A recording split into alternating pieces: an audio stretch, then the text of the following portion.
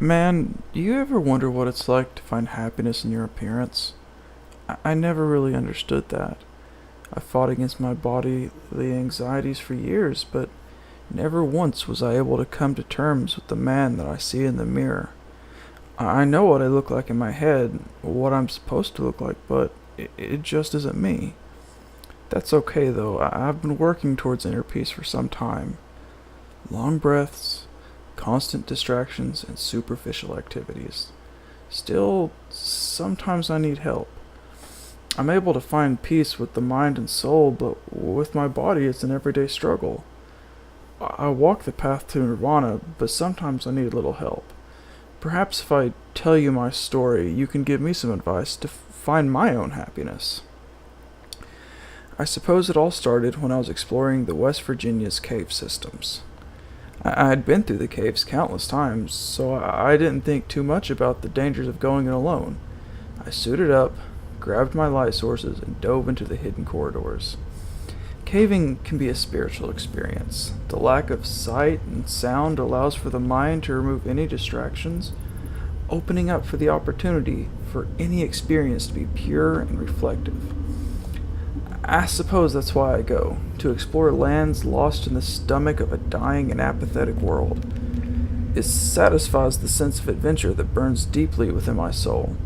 It was this sense of adventure that got me lost. I know that cave well. Every crawl, pit, and climb I have explored. So it came as a great surprise whenever I discovered a hole that I had never crawled through. The familiar rush of adventure struck me again. Kneeling, I expected the crawl with suspicion and intrigue. After some time, I dove into the stone cylinder.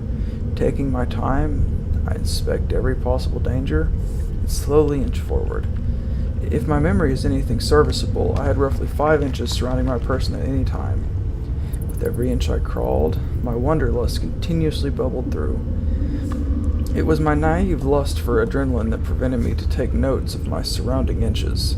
They were shrinking ever so slowly. Every yard that tangled through the deep underbelly of civilization, another half an inch shrunk, faded behind me. I didn't care, I was happy. I told myself that I can always turn back, always crawl in reverse, and that there's always an end to these tunnels. Eventually the walls closed in, and I was forced to move in serpent-like motions through the remainder of the tunnels. I had lost all sense of time. All I knew was that tenacity had driven me mad, and this prideful journey could suddenly become my downfall. So, to eliminate any thoughts of what if, I decided that my best course of action was count to 100, crawl through that time, and if I didn't come to an exit, I would turn back. Turn back? No, I would crawl backwards through this enclosure. There was no changing my direction now. 1, 2, 3, 4. I crawled on, praying the cavern would open up. 15, 16, 17, 18. Still nothing. Is it too late for me? 32, 33, 34, 35. Christ, is that a breeze I hear? 63, 64, 65. I stopped dead. My head now hangs over a colossal pit. Even with my headlight, I see no bottom, only a black ravine. I now know what I must do. Inch my way back through the tunnel and make a mental note to never take this path again.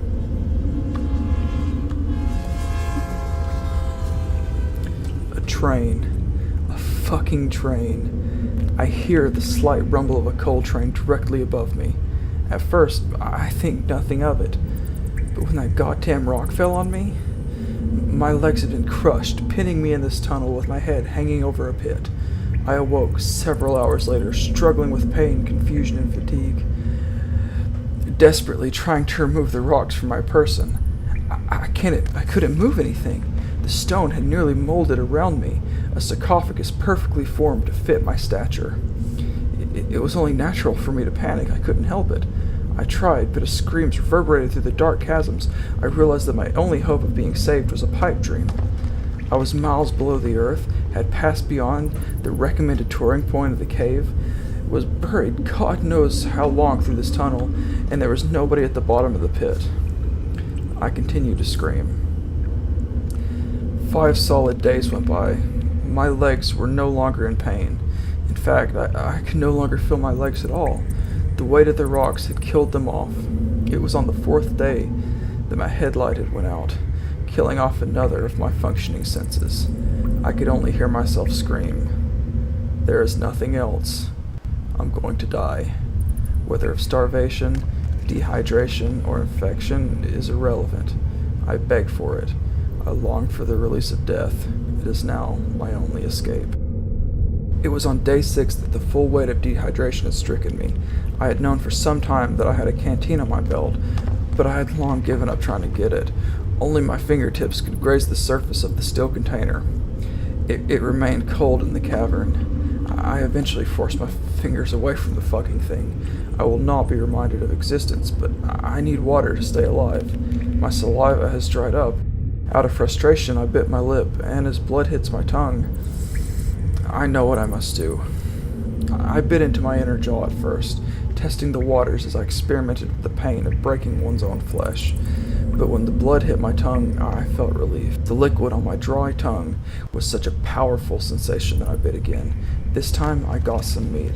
Oh God, it feels amazing to taste raw meat after 6 days of starvation. I continued eating my jaws. The sensation of filling my stomach with nutrients was all that I could think of. Soon, I could feel holes in the side of my mouth. I had broken through the outside.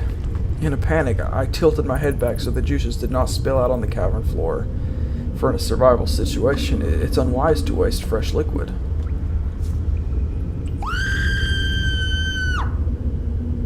A scream echoes through the chamber.